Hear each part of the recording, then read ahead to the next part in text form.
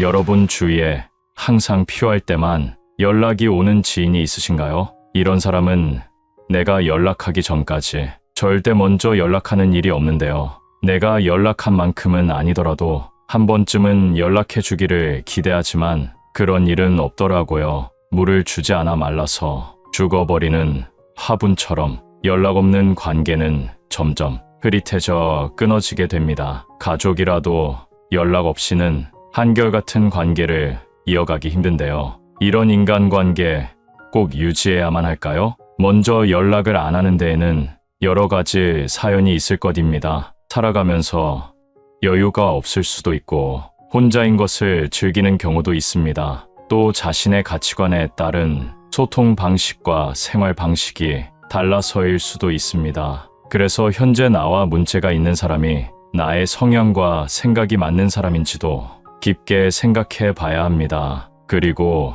상대방이 궁금하지 않거나 괜히 연락했다가 만나자고 하면 부담이 돼서 그럴 수도 있겠네요. 여러분은 먼저 연락하는 사람인가요?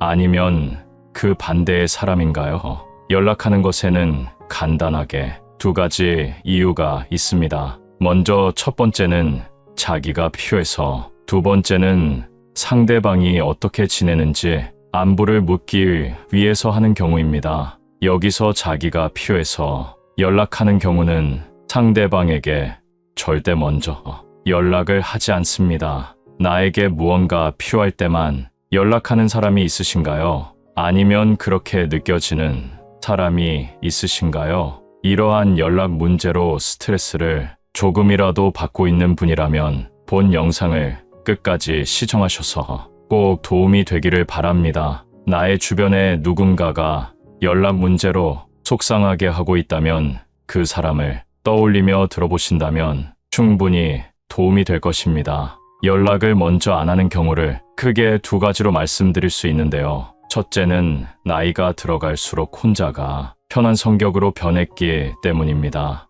연락에 크게 신경 쓰지 않는 사람들은 자신에게 먼저 연락을 하지 않아도 바쁘게 살아가고 있거나 연락을 못할 사정이 있다고 생각하고 자신의 삶에 몰두하며 신경을 안 쓰는 경우가 많이 있습니다. 내가 많이 아프고 큰 일로 고생하는 것을 알게 되었어도 먼저 연락이 없다면 서운하고 정이 떨어질 수도 있습니다. 하지만 이 경우가 아닌 이상 나도 사는 게 바쁜데 다들 정신없게 사는가 보다 하며 자기 일을 하며 살아갑니다. 세상 사람들이 다 나와 같지 않기 때문에 나에게 먼저 연락을 안 하더라도 신경을 쓰며 시간을 보내기보다 나에게 주어진 오늘을 즐기면서 살아가는 것입니다. 먼저 연락이 오지 않으면 자기 인생 바쁘고 즐겁게 사는가 보다 하고 마음 편히 생각하면서 나도 내 인생 즐겁고 행복하게 굳이 그런 관계 신경 쓰지 말고 살아가면 되는 것입니다. 나이가 들면서부터 오랜 시간 지내온 친구들도 모두 귀찮아지고 어디 한 곳에 매여 있는 것도 싫어집니다.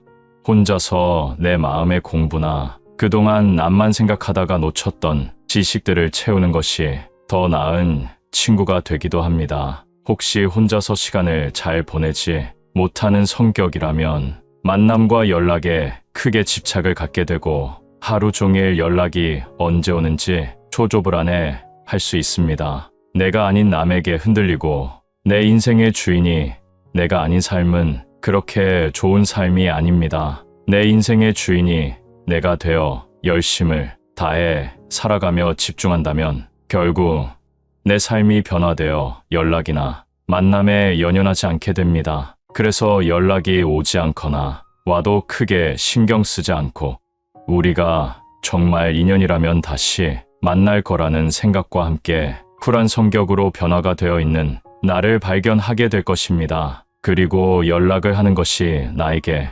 부담으로 다가온다면 내가 먼저 연락을 하지 않아도 됩니다. 그럼 나에게 오던 연락이 점점 사라지면서 결국 끊기게 되면 그것이 나에게 윤택한 삶이 될 수 있습니다. 혼자 즐기는 생활도 노력이 필요합니다. 1년, 2년 유지한다면 내 인생에 없었던 행복한 삶이 그 끝에 기다리고 있을지 모릅니다. 혼자 있는 행복감을 먼저 알고 살아가고 있는 사람들은 연락이나 만남 자체를 피곤하게 여기며 굳이 연락을 먼저 하지 않게 된다는 말씀을 하기도 하셨습니다. 연락을 먼저 하지 않는 이유, 둘째로 연락하는 것에 기가 빨리기 때문입니다. 요즘은 전화 연락을 하는 것에 부담감을 느끼는 경우가 많이 있습니다. 중간중간 어색하게 침묵하게 되는 상황을 못 견뎌하는 분들이 많이 있다고 합니다. 그런 시간 속에서 억지로 할 말을 만들다 보면 기가 빨리는 것이 당연할 것입니다. 또 전화를 오래 하는 사람들이 있습니다.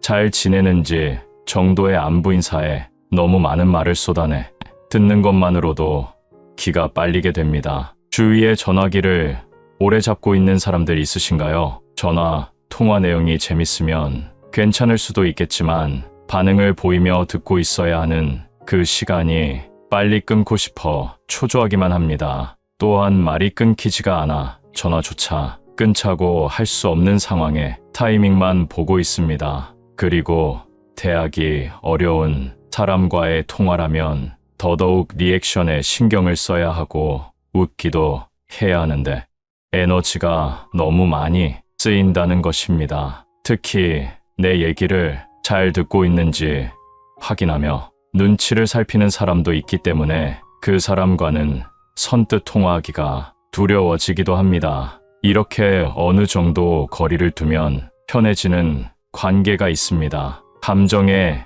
예민하고 눈치를 잘 보는 사람들을 만나면 내 표정과 말투를 꼬집으며 의문을 남기기도 합니다. 그리고 스스로 우울 동굴 속에 빠져 나오지 않기도 합니다. 만남 당시에는 이야기도 잘하고 잘 놀지만 갑자기 피곤이 밀려와 집으로 가고 싶어 합니다. 매 순간 자기도 모르는 무의식 속에서 상대방의 감정 상태를 살피기 때문에 스스로 지쳐 연락하고 싶어 하지 않습니다.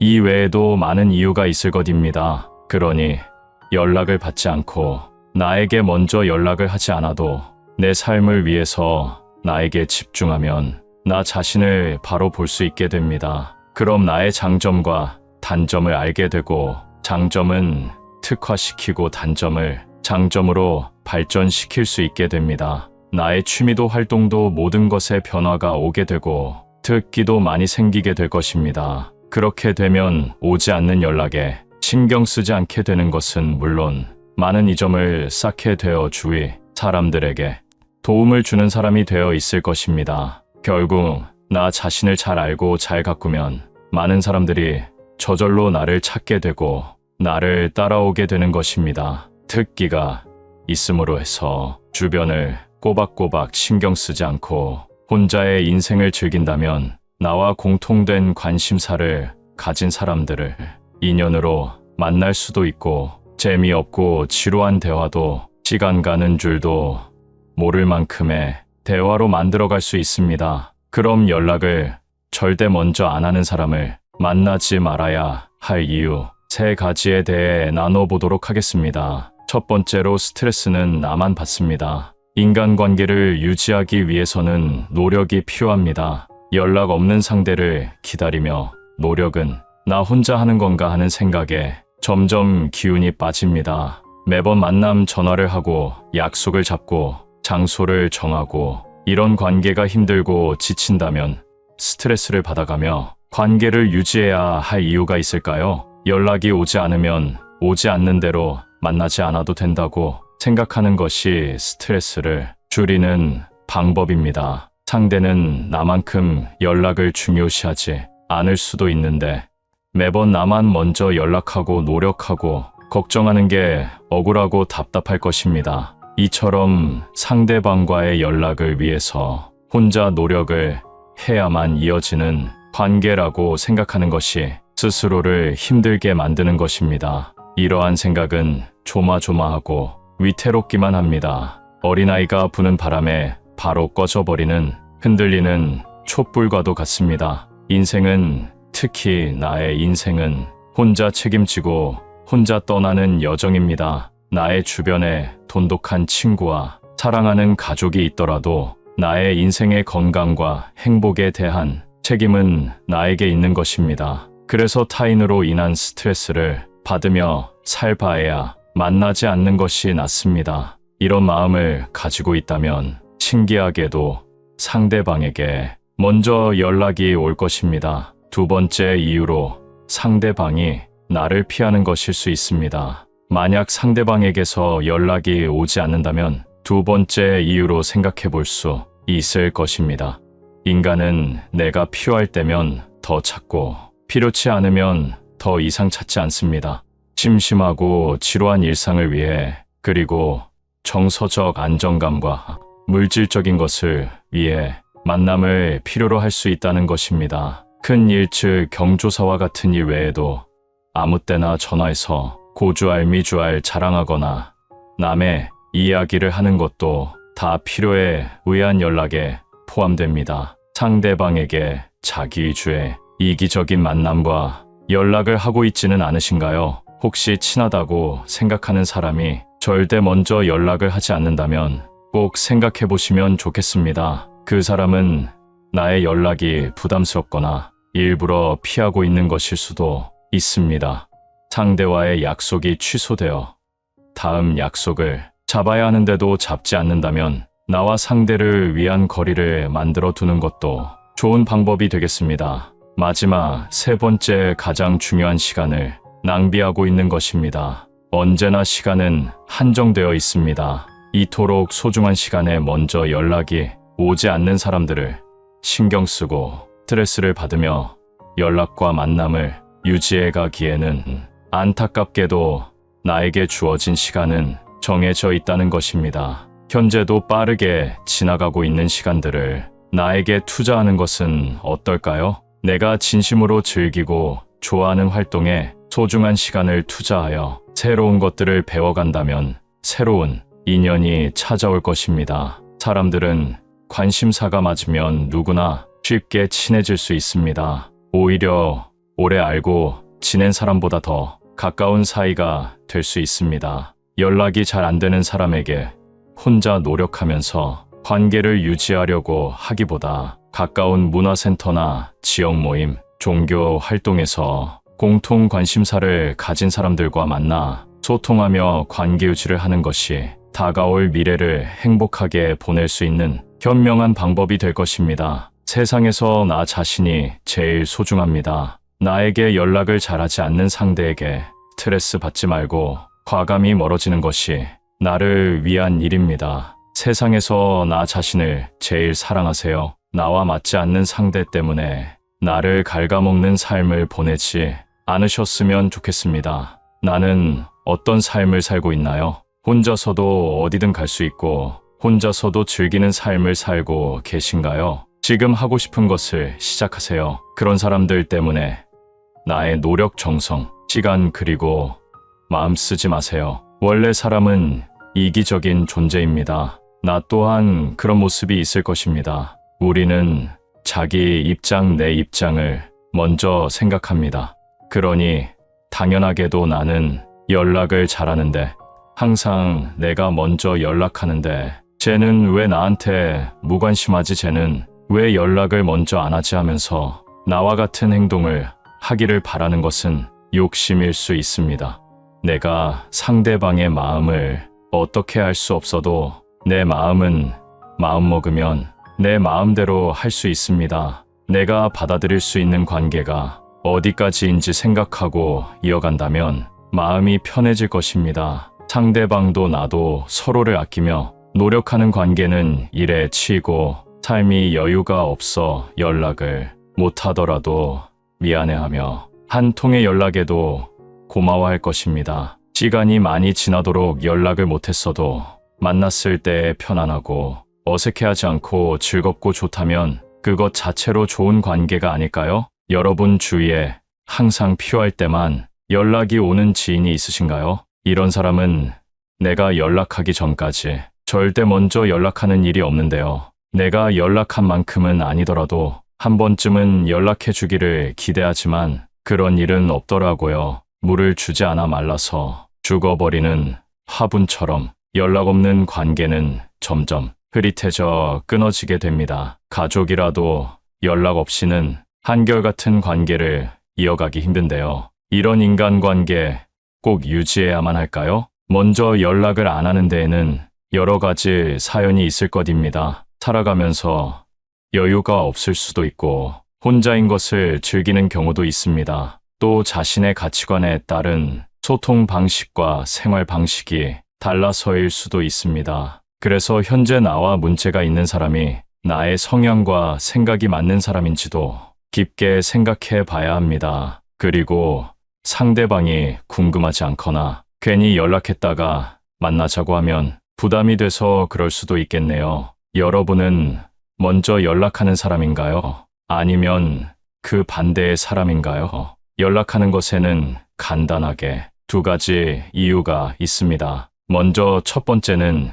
자기가 필요해서, 두 번째는 상대방이 어떻게 지내는지 안부를 묻기 위해서 하는 경우입니다. 여기서 자기가 필요해서 연락하는 경우는 상대방에게 절대 먼저 연락을 하지 않습니다. 나에게 무언가 필요할 때만 연락하는 사람이 있으신가요? 아니면 그렇게 느껴지는 사람이 있으신가요? 이러한 연락 문제로 스트레스를 조금이라도 받고 있는 분이라면 본 영상을 끝까지 시청하셔서 꼭 도움이 되기를 바랍니다. 나의 주변에 누군가가 연락 문제로 속상하게 하고 있다면 그 사람을 떠올리며 들어보신다면 충분히 도움이 될 것입니다. 연락을 먼저 안 하는 경우를 크게 두 가지로 말씀드릴 수 있는데요. 첫째는 나이가 들어갈수록 혼자가 편한 성격으로 변했기 때문입니다. 연락에 크게 신경 쓰지 않는 사람들은 자신에게 먼저 연락을 하지 않아도 바쁘게 살아가고 있거나 연락을 못할 사정이 있다고 생각하고 자신의 삶에 몰두하며 신경을 안 쓰는 경우가 많이 있습니다. 내가 많이 아프고 큰 일로 고생하는 것을 알게 되었어도 먼저 연락이 없다면 서운하고 정이 떨어질 수도 있습니다. 하지만 이 경우가 아닌 이상 나도 사는 게 바쁜데 다들 정신없게 사는가 보다 하며 자기 일을 하며 살아갑니다. 세상 사람들이 다 나와 같지 않기 때문에 나에게 먼저 연락을 안 하더라도 신경을 쓰며 시간을 보내기보다 나에게 주어진 오늘을 즐기면서 살아가는 것입니다. 먼저 연락이 오지 않으면 자기 인생 바쁘고 즐겁게 사는가 보다 하고 마음 편히 생각하면서 나도 내 인생 즐겁고 행복하게 굳이 그런 관계 신경 쓰지 말고 살아가면 되는 것입니다. 나이가 들면서부터 오랜 시간 지내온 친구들도 모두 귀찮아지고 어디 한 곳에 매여 있는 것도 싫어집니다. 혼자서 내 마음의 공부나 그동안 남만 생각하다가 놓쳤던 지식들을 채우는 것이 더 나은 친구가 되기도 합니다. 혹시 혼자서 시간을 잘 보내지 못하는 성격이라면 만남과 연락에 크게 집착을 갖게 되고 하루 종일 연락이 언제 오는지 초조불안해 할 수 있습니다. 내가 아닌 남에게 흔들리고 내 인생의 주인이 내가 아닌 삶은 그렇게 좋은 삶이 아닙니다. 내 인생의 주인이 내가 되어 열심을 다해 살아가며 집중한다면 결국 내 삶이 변화되어 연락이나 만남에 연연하지 않게 됩니다. 그래서 연락이 오지 않거나 와도 크게 신경 쓰지 않고 우리가 정말 인연이라면 다시 만날 거라는 생각과 함께 쿨한 성격으로 변화가 되어 있는 나를 발견하게 될 것입니다. 그리고 연락을 하는 것이 나에게 부담으로 다가온다면 내가 먼저 연락을 하지 않아도 됩니다. 그럼 나에게 오던 연락이 점점 사라지면서 결국 끊기게 되면 그것이 나에게 윤택한 삶이 될 수 있습니다. 혼자 즐기는 생활도 노력이 필요합니다. 1년, 2년 유지한다면 내 인생에 없었던 행복한 삶이 그 끝에 기다리고 있을지 모릅니다. 혼자 있는 행복감을 먼저 알고 살아가고 있는 사람들은 연락이나 만남 자체를 피곤하게 여기며 굳이 연락을 먼저 하지 않게 된다는 말씀을 하기도 하셨습니다. 연락을 먼저 하지 않는 이유, 둘째로 연락하는 것에 기가 빨리기 때문입니다. 요즘은 전화 연락을 하는 것에 부담감을 느끼는 경우가 많이 있습니다. 중간중간 어색하게, 침묵하게 되는 상황을 못 견뎌하는 분들이 많이 있다고 합니다. 그런 시간 속에서 억지로 할 말을 만들다 보면 기가 빨리는 것이 당연할 것입니다. 또 전화를 오래 하는 사람들이 있습니다.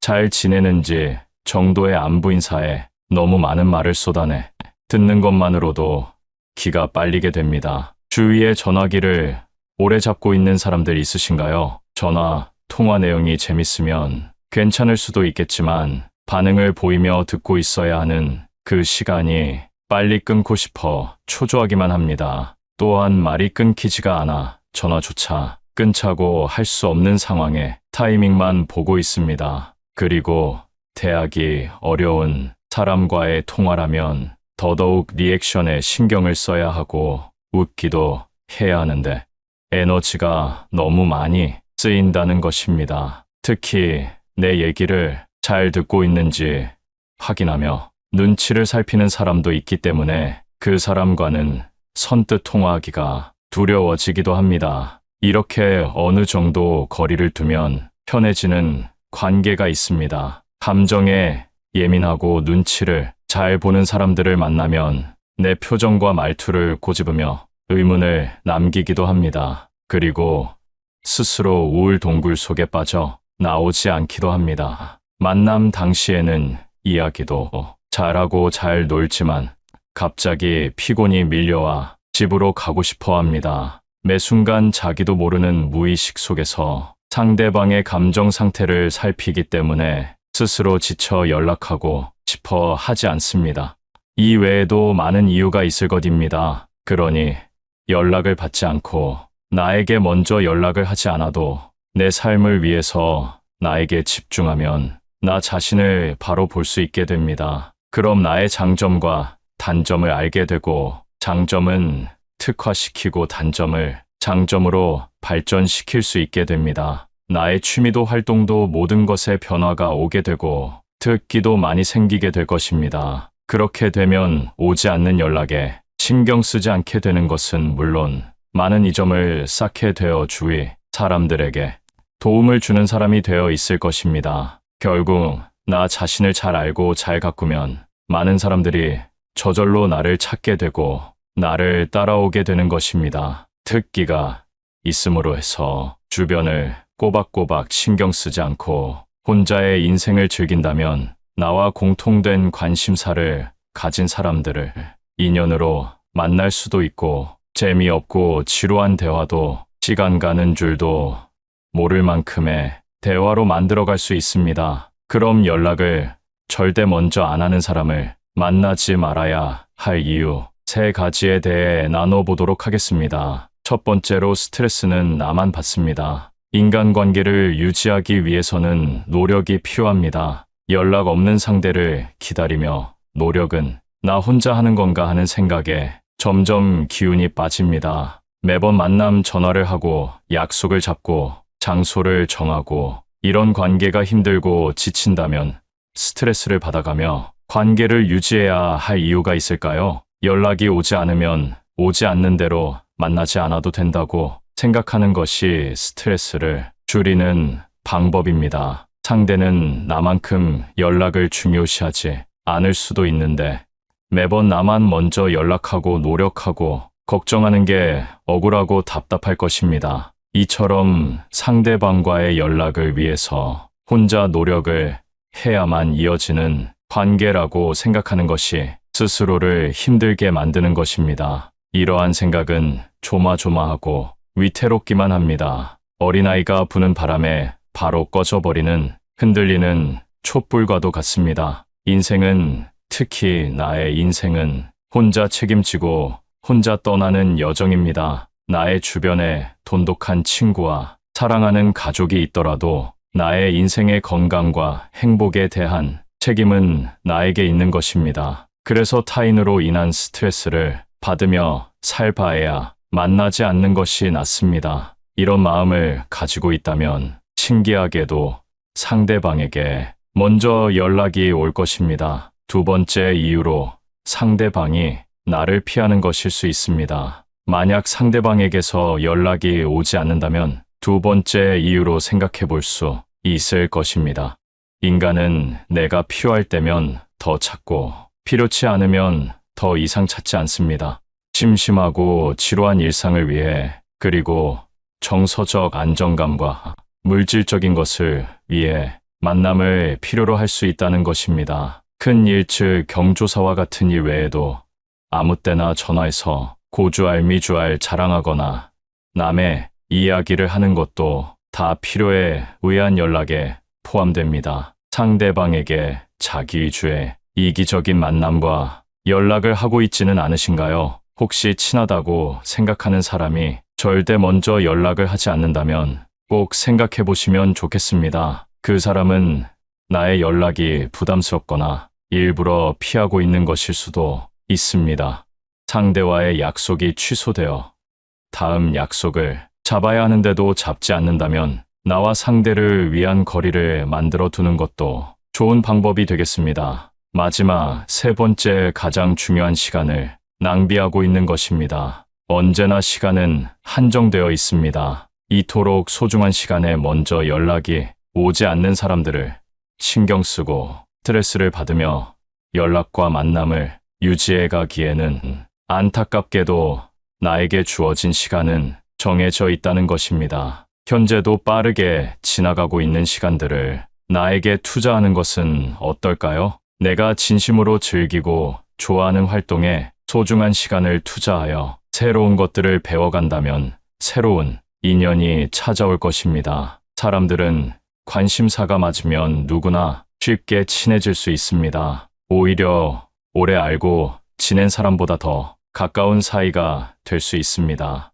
연락이 잘 안 되는 사람에게 혼자 노력하면서 관계를 유지하려고 하기보다 가까운 문화센터나 지역 모임, 종교 활동에서 공통 관심사를 가진 사람들과 만나 소통하며 관계 유지를 하는 것이 다가올 미래를 행복하게 보낼 수 있는 현명한 방법이 될 것입니다. 세상에서 나 자신이 제일 소중합니다. 나에게 연락을 잘하지 않는 상대에게 스트레스 받지 말고 과감히 멀어지는 것이 나를 위한 일입니다. 세상에서 나 자신을 제일 사랑하세요. 나와 맞지 않는 상대 때문에 나를 갉아먹는 삶을 보내지 않으셨으면 좋겠습니다. 나는 어떤 삶을 살고 있나요? 혼자서도 어디든 갈 수 있고 혼자서도 즐기는 삶을 살고 계신가요? 지금 하고 싶은 것을 시작하세요. 그런 사람들 때문에 나의 노력, 정성, 시간, 그리고 마음 쓰지 마세요. 원래 사람은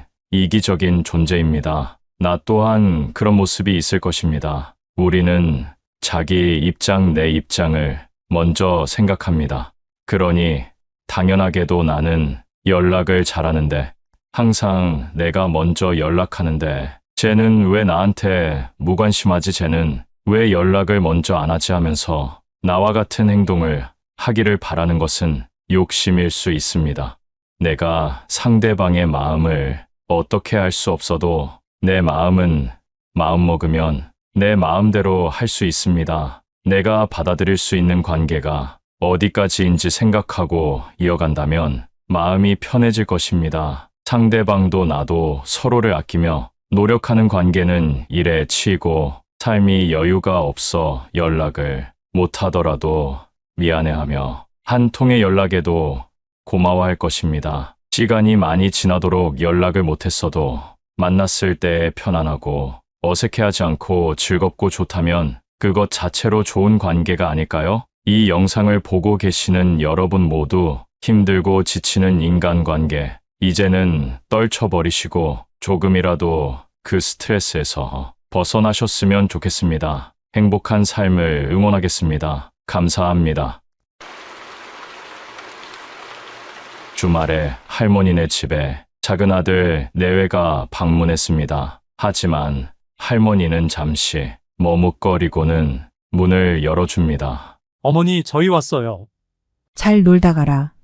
손자도 왔는데 할머니는 그냥 방으로 들어가 버립니다. 이 가족에게 어떤 사연이 있는 걸까요? 할머니는 6남매 중에 첫째로 태어나 안 해본 것이 없을 정도로 생계를 책임지며 살았습니다. 할머니가 11살이 되던 해에 아버지가 돌아가셨기 때문입니다. 홀어머니와 함께 가족을 책임지는 일이 보통 힘든 삶이 아니었습니다. 하지만 할머니는 가족들을 위해 낮이고 밤이고 일했습니다. 그리고 할머니는 18살에 연상의 남편을 만나 결혼을 했습니다. 참 다정하고 좋은 사람이었습니다. 할머니는 어머니마저 여의고 슬픔에 잠겼지만 남편 덕에 행복한 날을 살아갈 수 있었습니다. 그러나 남편은 하던 사업에 실패로 어느 날부터인지 술을 먹기 시작하여 알코올 중독자가 되고 말았습니다. 그리고 바람까지 피우기 시작했습니다. 할머니가 보는 앞에서 다른 여자를 데려와 밥을 차려오라고 시켰습니다. 할머니는 남편이 전부라 뿌리칠 수 없었고 밥을 차려준 뒤 방 안에서 혼자 울 수밖에 없었습니다. 남편은 점점 심해졌습니다. 돈을 벌어서 주지도 않았고 할머니에게 돈을 벌어오라며 급기야 할머니를 때렸습니다. 2명의 자식이 있던 때라 할머니는 자식들에게 이런 모습을 보이기 싫어 동생 집에 자식들을 맡기게 되었습니다. 하지만 자식들은 그곳에서 눈치 보며 살 수밖에 없었고 심한 차별도 겪어야 했습니다. 할머니는 밤낮으로 일하며 번 돈을 동생에게 보내주었지만 동생은 할머니 자식에게 쓰지 않았습니다. 자식들은 영양 공급이 제대로 안 되어 심하게 말라 있었습니다. 할머니는 그 모습을 보고 마음이 아파 더 이상은 안 되겠다 싶어 다시 데려오게 되었고 본인이 키우지 못했다는 큰 죄책감에 할머니는 눈물로 매일 밤을 지새웠습니다. 자식들을 쓰다듬으며 모든 것을 자식을 위해 희생하며 살았습니다. 자식들은 편하게 살 수 있도록 할머니가 많은 것을 도맡아 했고 자식들이 필요하다는 것은 다 지원해 주었습니다. 그렇게 시간이 흐르고 자식들도 결혼을 했습니다. 할머니의 마음은 더 많은 걸 못해준 것에 대해 아쉬움이 남았지만 자식들이 모두 결혼하고 행복한 삶을 사니 거기에 만족할 수 있었습니다. 자식들은 할머니 집에 자주 방문하여 할머니와 함께 시간을 보냈습니다. 며느리도 사람이 좋아 할머니한테 잘했습니다. 할머니는 자식들이 올 때마다 기분이 좋아 시장에 가서 여러 음식들과 과일을 사와서 만들어 주기도 하고 집에 갈 때면 항상 싸주었습니다. 그때마다 할머니는 더 많은 것을 해주고 싶었습니다. 그날도 맛있는 음식을 한가득 며느리 손에 쥐어주고 보냈습니다. 저녁이 되어 할머니는 잠시 바람을 쐬러 집 앞을 걷고 있는데 전봇대 앞에 놓여진 봉지를 발견했습니다. 그것은 할머니가 며느리에게 쥐어준 음식 봉지였습니다. 작은 아들 내외가 할머니께 받은 음식을 차에 타서 얼마 가지 않고 버린 거였습니다. 할머니는 실수로 떨어뜨렸거니 생각하고 넘어갔습니다. 그러나 몇 주 뒤에 작은 아들 내외가 방문했을 때 아들과 며느리가 하는 말을 듣게 되었습니다. 어머니가 주는 거 냄새 난다고 먹지도 않는데 왜 자꾸 주시냐고 또 버려야 되지 않냐고 왜 자꾸 일을 만들어 주시냐면서 할머니가 못 들을 거라고 생각해서 수군거렸지만 할머니는 귀가 예민해 다 듣고야 말았습니다. 할머니는 한가득 챙겼던 음식을 내려놓으며 오늘은 깜빡했다고 다음에 오면 챙겨주겠다고 말했습니다. 아들은 알겠다고 며느리는 그때 너무 맛있게 잘 먹었는데 아쉽다고 말하는데 할머니는 너무 씁쓸했습니다. 그러고는 앞으로는 챙겨주지 않아야겠다고 생각했습니다. 할머니는 이런 행동을 보이는 작은 아들 내외가 왜 자꾸 집에 방문하는 궁금해졌습니다. 그러던 어느 날 방 안에 있던 할머니는 손자와 아들 내외끼리 하는 말을 듣게 되었습니다. 엄마 할머니 돌아가시게 되면 여기가 내 방이야. 그래, 맞아. 근데 저렇게 정정하셔서 말이야. 에휴, 여보, 언제 이 집 팔 수 있는 거야? 요새 엄마 보니까 깜빡깜빡하는 것 같아. 조만간 치매가 오겠어. 조금만 기다려보자고.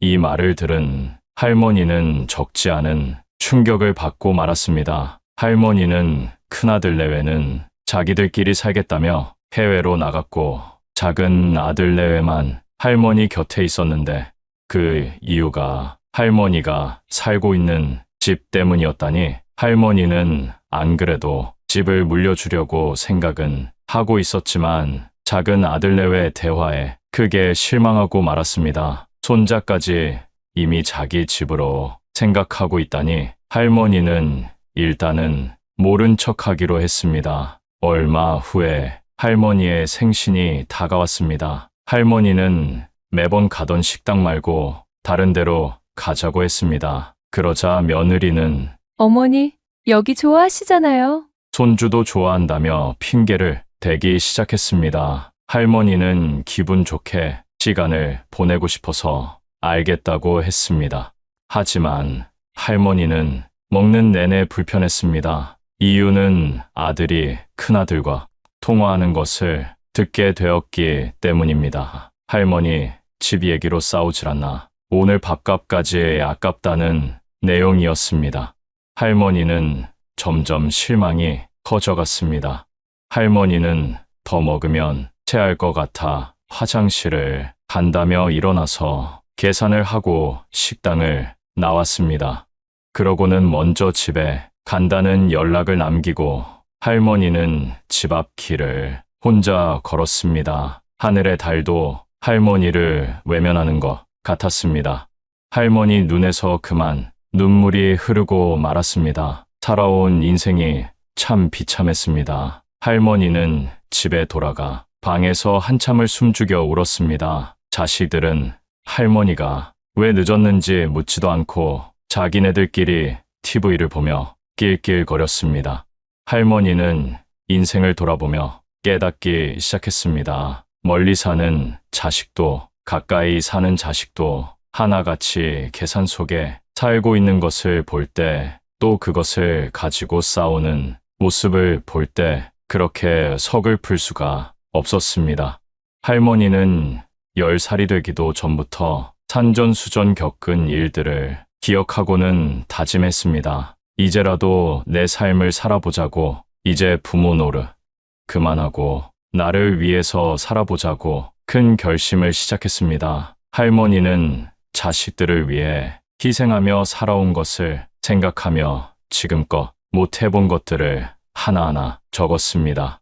그리고 다음날 주변 사람들에게 모르는 것들을 물어보며 스스로 할 수 있는 것을 찾아서 배우기 시작했습니다. 느리기도 하고 실수도 잦았지만 그래도 계속 도전했습니다. 차라리 모르는 사람에게 물어보는 게 속이 편했습니다. 자식들은 뭐 하나 물어보면 왜 이렇게 못 알아듣냐며 핀잔 주기 일쑤였는데 그런 말 들으며 배우는 것보다 훨씬 나았습니다. 할머니는 이제 많은 것을 알게 되었고 할 수 있게 되었습니다. 또한 연금에 대해서도 공부하게 되어 집을 통해 얼마나 받으며 살 수 있는지도 다 알게 되었습니다.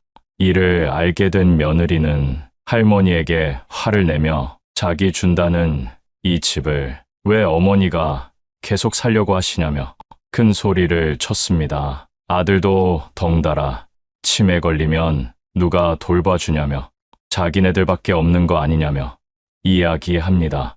할머니는 이제 당당하게 내 집 내가 지킨다는데 너네가 무슨 권리로 말하는 거냐며 말씀하십니다. 그리고 치매 걸려도 너네 찾을 일 없다고, 그러니 걱정 말라고, 이런 말 할 거면 당장 내 집에서 나가라고 하십니다. 처음 보는 할머니의 모습에 작은 아들 내외가 당황하고 말았습니다. 이후 할머니는 자식들이 와도 할머니 할 일 하느라 바쁩니다. 할머니는 이제라도 자식을 내려놓고 자신만을 위한 삶을 시작했습니다. 여러분 한시 할머니를 보며 어떤 생각이 드시나요? 왜 내 자식에게는 이토록 약해지는 걸까요? 나의 아이가 언제 이렇게 컸는지 태어났을 때부터 성장할 때까지 옆에서 가장 많이 지켜본 사람이 바로 부모이기 때문입니다. 또한 자녀가 성장하여 스스로 잘한다고 해도 여전히 작은 아이로 보일 뿐입니다. 이게 바로 부모 마음입니다. 아이를 볼 때마다 정말 잘 키우겠노라고 힘들어도 참고 견디고 이겨내자고 매일 수백 번, 수천 번 다짐하면서 키워낸 내 자식이기 때문에 힘든 이 세상 살아가기 어려우니 뭐라도 있으면 더 해주고 싶은 마음이 드셨을 겁니다. 그래서 눈 감는 그날까지도 물려줄 재산이 얼마나 되는지 혹은 얼마나 될까를 생각하며 자식들을 위할 것입니다. 요즘에는 자식들이 집에 온다고 해도 썩 반갑지가 않습니다. 물려받을 재산 생각만 하고 부모는 안중에 없다는 게 느껴지기 때문인데요. 여러분은 자녀를 언제까지 책임져야 한다고 생각하시나요? 많은 부모님들이 눈을 감을 때까지도 그 책임감을 다 내려놓지 못합니다. 이렇게 부모는 자신이 눈 감을 때까지도 필요 이상의 것들까지 고민합니다.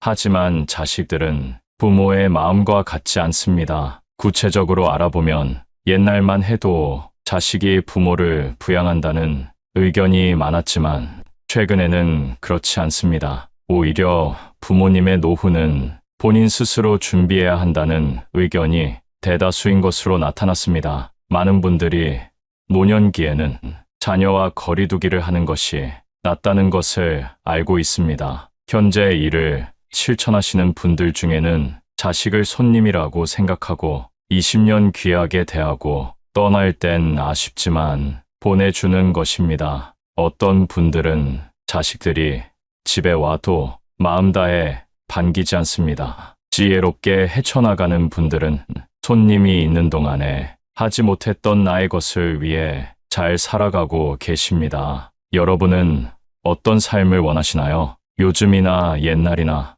많은 분들이 자식에게 쓰는 돈은 아까워하지 않습니다.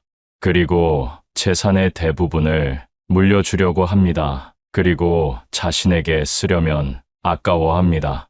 그래서 나이가 들면 돈을 쓰는 연습이 필요합니다.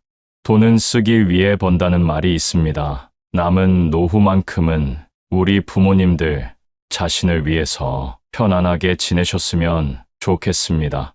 나이 60이 넘으면 젊었을 때 했던 행동을 후회하면서 과거에 머물러 있는 분들이 많은데요. 인생의 후반전은 60부터 시작이라는 말 다들 들어보셨을 겁니다. 그러니 나이가 들면 이런 마음으로 살아갔으면 합니다. 더 이상은 내 인생을 희생하지 않고 나를 위해 살아봅시다. 이 영상을 끝까지 보시면 인생의 후반전을 후회 없이 성공적으로 보내는 방법을 알게 되실 겁니다. 곧 이른이 되는 60대들이 꼭 후회하는 7가지에 대해 알아보겠습니다. 첫 번째, 배우자에게 잘해야 됩니다. 나이 먹고 내 몸이 아플 때 내 곁을 지킬 사람은 결국 내가 밥 사주고 술 사 먹인 사람이 아닌 배우자입니다. 결혼 생활을 50년 넘게 했어도 나를 무시하고 구박하는 배우자 때문에 고생하시는 분들을 많이 봤습니다. 내 인생에서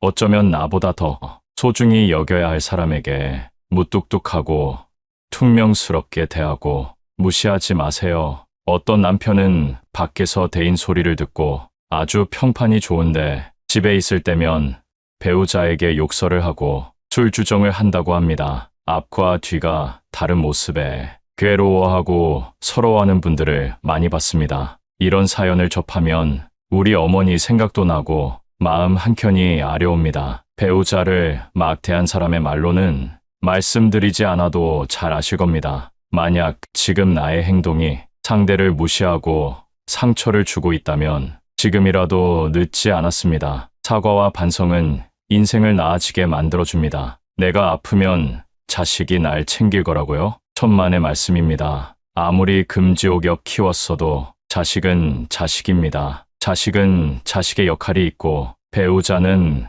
배우자의 역할이 있는 것입니다. 자식이 자라서 가정을 꾸리게 되면 1순위는 부모보다 가정이 됩니다. 서운해하지 마세요. 여러분도 다 그렇게 살아왔습니다. 이는 불효가 아니라 자연스러운 인생의 과정입니다. 결국 내 옆에 있는 배우자 단 한 명이 내 인생의 마지막까지 함께하는 동반자라는 사실을 기억하세요. 요즘은 100세 시대입니다. 예전의 60대와 지금의 60대는 다릅니다. 그만큼 세상도 달라져서 통계적으로 황혼이혼도 증가하는 추세라고 합니다. 남은 인생 나를 위해 살겠다는 마음으로 이혼한다고 합니다. 자식들도 다 키웠겠다. 나를 힘들게 하고 구박하는 배우자와는 삶을 함께 할 이유가 없다는 것이지요. 그러니 배우자에게 잘해주세요. 주위를 둘러보면 나이가 들어도 젊은 연인처럼 또 친구처럼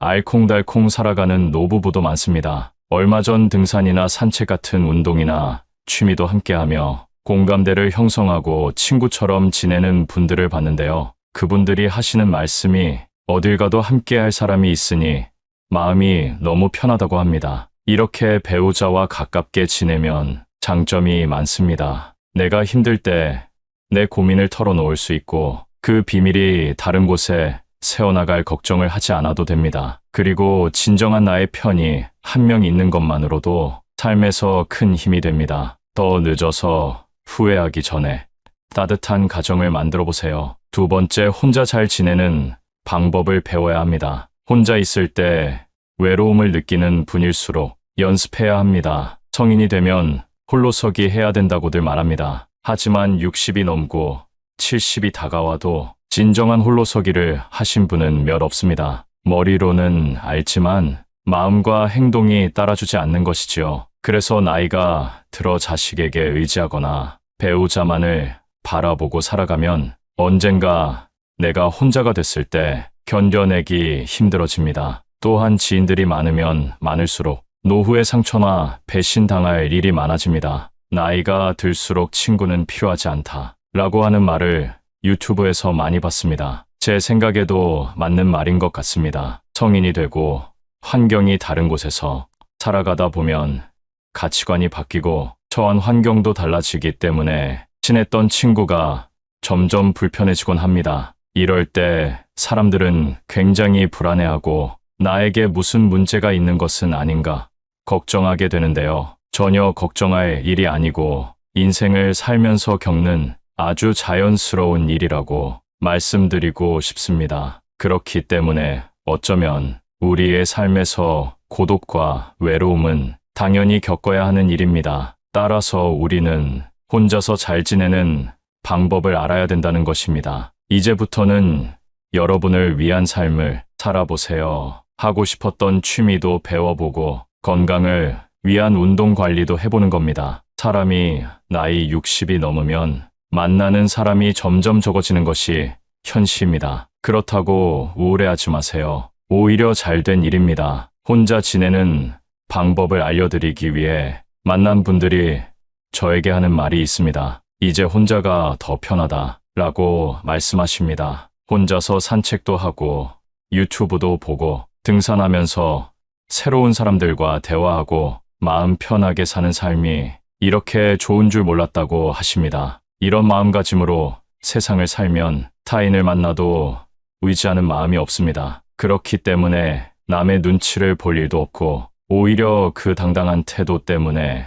건강한 마음을 가진 사람들이 주위에 더 많이 모이게 됩니다. 외롭다고 아무나 만나는 분들이 종종 계시는데요. 그렇게 사람들을 만나도 외로움이 채워지지 않는다는 사실을 저는 이미 알고 있습니다. 이제 불필요한 곳에 쓰는 감정 소모를 줄이고 정말 나의 인생을 위해 살아보시는 것은 어떨까요? 세 번째는 젊을 때 더 저축해야 됩니다. 대한민국 노인의 현실은 생각보다 가혹합니다. 요즘 아침 일찍 길거리 무료 급식소를 가보면 무수한 줄이 늘어서 있습니다. 이분들이 젊었을 때부터 가난했을까요? 아닙니다.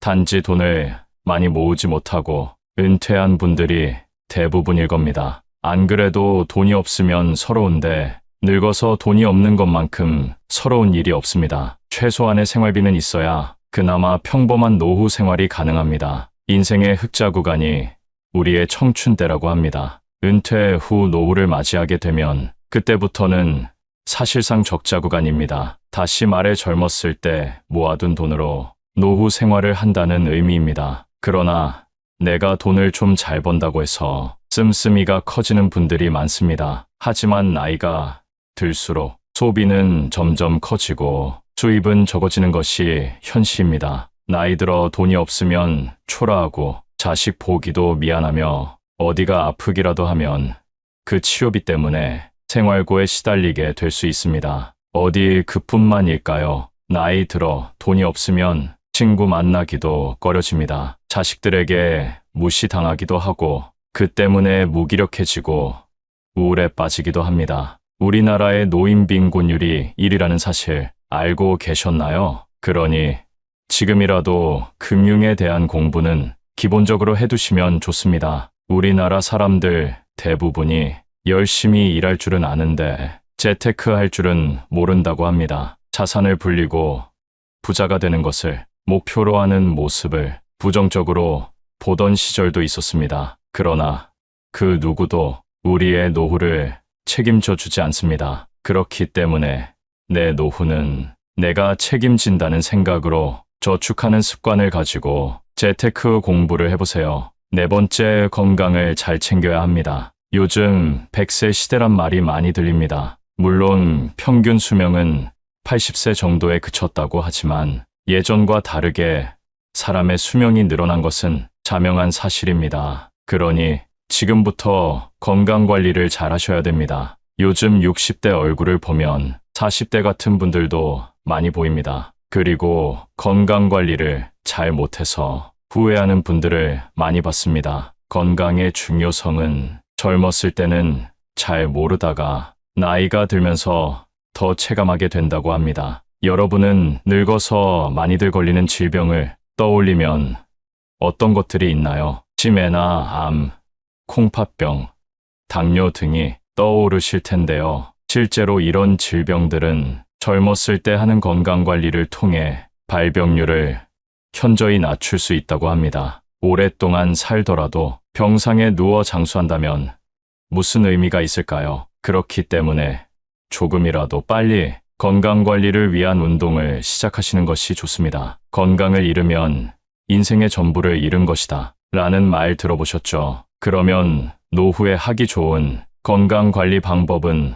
어떤 것이 있을까요? 짧게라도 규칙적으로 운동하는 것이 중요한데요. 그걸 쉽게 할 수 있는 운동이 바로 걷기입니다. 당장 집 앞에 나가 15분에서 30분만 산책을 해도 심혈관 건강 및 근력에 도움이 됩니다. 또한 걷기는 정신건강에도 좋다는 얘기가 있습니다. 걸으면 긍정적인 생각이 떠오르고 할 수 있다는 의지가 생기기 때문이랍니다. 여기에 식습관도 올바르게 지켜주신다면 금상첨화입니다. 나이가 들면 먹고 싶을 때 먹고 자고 싶을 때 자는 자유로운 일상을 보내기 쉬운데요. 이제는 시간을 정해서 배가 고플 때만 식사하는 것이 아니라 삼시세끼 잘 챙겨 먹고 15분 정도 걸어보세요. 노인들이 영양 결핍으로 병에 걸리는 것을 많이 봤습니다. 배부르지도 고프지도 않게 소식하는 것이 장수의 비결이라는 사실 잘 알고 계시지요? 일주일만 해도 체력이 달라지는 것이 느껴집니다. 다섯 번째는 배움을 두려워하면 안 됩니다. 어떤 상황이든 변명이나 핑계는 존재합니다. 나이가 들수록 나이를 핑계로 배움을 회피하는 경향이 많은데요. 더 이상은 두려워하지 마시고 새로운 것을 배우는 걸 도전해보세요. 요즘은 시니어들의 전성시대입니다. 의외로 여러분 나이대에 새로운 취미를 배우고자 하는 사람이 많다는 사실을 현장에 가보시면 느낄 수 있을 겁니다. 막상 무언가를 배우기 전에는 내가 할 수 있을까 막연한 두려움이 있지만 막상 시작해보면 별거 아닙니다. 인생은 후반전부터 아니겠습니까? 내 인생 나를 위해 즐기는데 두려울 것이 뭐가 있을까요? 물론 오랜만에 몸을 움직이고 무언가를 배우면 즐기려고 시작한 취미가 고통이 되곤 합니다. 그렇다고 그만두는 것은 나중에 후회를 남기는 행동일 수 있습니다. 하루라도 젊을 때 우리가 배울 수 있는 취미를 찾아보세요. 언젠가 시간이 지나 내가 혼자가 됐을 때 내가 가진 취미를 통해 다양한 경험을 하고 외롭지 않은 노후, 즐거운 노후 생활을 가능하게 해줄 겁니다. 오늘은 곧 이른이 되는 60대들이 하는 후회 5가지에 대해 알아봤습니다. 첫 번째, 배우자에게 잘하자. 두 번째, 혼자 잘 지내는 방법을 배우자. 세 번째는 젊을 때 더 저축하자. 네 번째, 건강을 잘 챙기자. 다섯 번째는 배움을 두려워하지 말자. 오늘 내용을 통해 여러분의 노후가 찬란하기만을 바랍니다. 행복하시고 사랑합니다. 재혼은 반드시 깨진다는 말이 있습니다. 다시는 결혼 안 할 거야 라고 하지만 재혼, 이혼, 삼혼, 사혼 이런 경우가 굉장히 많다고 합니다. 요즘 나는 솔로, 돌싱 프로그램이 인기입니다. 평범한 사람들의 이혼이 늘고 있다는 것을 알 수 있는데요. 혼자만의 시간을 즐기고 나 자신 외에는 신경 쓰지 않으면서 시간을 보내려고 생각합니다. 하지만 마음먹은 것과는 다르게 가족과 친구가 있어도 내 바로 옆에 동반자가 없음으로 인해 외로운 감정이 문득문득 들어와 중년에 재혼을 하는 사람이 많다고 합니다. 여기서 문제는 또다시 비슷한 이유로 헤어지는 경우가 많다고 하는데요. 그것도 재혼 이혼이 초혼 이혼보다 압도적으로 빠르다고 합니다. 그래서 대부분 사람들은 재혼은 하지 말고 그냥 취미 생활을 같이 할 수 있는 친구로 또는 애인 관계로 가볍게 지내라고들 합니다. 서로가 어디까지 얼마나 이해를 할 수 있는지 충분히 생각해도 늦지 않음에도 만나자마자 확 불타오릅니다. 감정에 따라 재혼을 성급하게 결심합니다. 만난 지 얼마 되지도 않았는데 운명처럼 느껴져 놓치기 싫어집니다. 사랑만으로는 결혼을 유지할 수 없다는 것을 알고 있었지만 그 기억이 사라져 재혼한다는 말도 있습니다. 그만큼 판단력도 인내력도 흐려졌다는 이야기입니다. 하지만 뜨겁게 만나 사랑해도 왜 또 같은 이유로 헤어지게 될까요? 대부분의 사람들이 말리는 재혼, 왜 그렇게 반대하는지 알 수 있도록 재혼 전에 절대적으로 생각해야 할 내용에 대해 지금 바로 알려드리겠습니다. 재혼을 결심하게 되는 이유 중 하나는 상대의 장점이 단점보다 더 많아 보이기 때문입니다. 그리고 가족 중 누구보다 나를 생각해주고 다정하기도 하고 한없이 맞춰주는 모습에 재혼을 결심합니다. 이와 관련된 짧은 사연 하나 들려드리겠습니다. 한 여자가 전 남편의 주사로 인해 이혼을 했습니다. 재혼을 결심한 남자는 나 술 잘 안 먹는다. 연애 때에도 술을 잘 안 먹었다고 합니다. 결혼을 했는데 결혼을 하자마자 일주일에 3일 내내 매일같이 술을 마시고 새벽에 잠도 안 자고 주사를 부리는데 내가 이전에 겪었기 때문에 이 사람을 더 이해해줘야지 하는 게 아니라 어차피 못 살 거니까 바로 이혼을 결정했다는 것입니다. 그래서 이런 사연을 들으면 들을수록 상대의 조건에 대해 이야기를 안 할 수가 없습니다. 현재 재혼을 결심한 상대의 조건을 어디까지 따져봤는지 생각해봐야 합니다. 결혼은 현실이라는 것을 이미 경험해봤기 때문에 이전보다 더 냉철하고 꼼꼼하게 따져보고 결정해야 합니다. 내가 다시 만난 운명 같은 사랑이 금방 식어버린다면 이전보다 더 큰 슬픔이 올 수도 있습니다. 단순히 나를 진심으로 좋아해주기 때문에 재혼 결심을 했다면 위험할 수 있습니다. 내 가족에게, 자식에게 어떻게 대하는지, 말과 행동은 어떤지 유심히 살펴봐야 합니다. 헤어지려고 결혼하는 사람은 없습니다. 재혼도 마찬가지로 이전 결혼보다 더 행복할 거라는 꿈으로부터 비롯되었을 것입니다. 이 달콤한 꿈에서 깨지 않으려면 사랑이 모든 것을 해결해 줄 거라는 것에서 벗어나야 합니다. 그래서 기본적으로 혼자 되는 법을 배워야 하는 것입니다. 요즘은 80대 할아버지도 유튜브를 시청하는 그런 세상입니다. 그만큼 혼자서 할 수 있는 것들이 주변에는 많이 있습니다. 가까운 주변만 돌아봐도 혼자서도 취미 활동을 할 수 있게 잘 갖춰져 있습니다. 혼자 외로움 느끼며 하루하루 시간 보내지 말고 그 시간을 자신에 대해 알아가는 시간으로 만들고 여행 다니며 혼자만의 시간을 즐긴다면 여유가 생겨 재혼 결심에 대한 판단이 잘 서게 될 것입니다. 이렇게 혼자 살아도 얼마든지 좋은 사람들을 만나 즐기며 살 수 있는데 무리하게 재혼을 하는 경우가 있습니다. 그러다가 각각의 자녀들에게 또 다시 상처를 주는 일이 발생할 수 있습니다. 초혼 때 이미 결혼의 환상이 깨졌기 때문에 상대에 대한 조건을 반드시 따지고 계산해야 합니다. 남녀가 재혼을 생각하는 이유는 각각 다르기 때문에 더더욱이 따져봐야 하는 것입니다. 남자가 재혼을 하려는 이유는 첫 번째로는 정기적인 성생활을 위해, 두 번째는 어린 자녀 양육을 위해, 세 번째는 노부모 부양을 위한 것이지만 여자는 절대적으로 경제적인 이유라고 합니다. 자신 혼자서는 노후까지 자신이 없어서라고 하는데요. 이런 상황에 남자가 적극적으로 결혼하자고 한 달에 꼬박꼬박 300만 원 이상 주겠다 하면 그것만 믿고 재혼을 했다가 혼자 양말을 빨고 집을 청소하면서 내가 이러려고 결혼했나 하는 생각을 많이 하게 된다고 합니다. 또 재혼할 때 자녀로 인한 문제도 상당합니다. 이런 것을 볼 때 재혼은 사랑만으로 될 문제가 아니라는 것입니다. 여기서 오는 혼란이 참 많이 있습니다. 내 자식처럼 똑같이 대하겠다고 하지만 재혼 후 이혼을 원하는 사람들의 이야기를 들어보면 이유가 자녀에 대한 차별 문제였습니다. 옷 사준 비용과 학원 비용 등을 계산했더니 5배, 10배 이상 차이가 났다. 그러니 이혼을 원한다는 것입니다. 또한 여기서 나의 자존감까지 낮은 상태라면 문제는 더욱 심각해집니다. 상대가 갑의 입장에 있다면 재혼은 다시 생각해봐야 합니다. 자존감이 낮아지면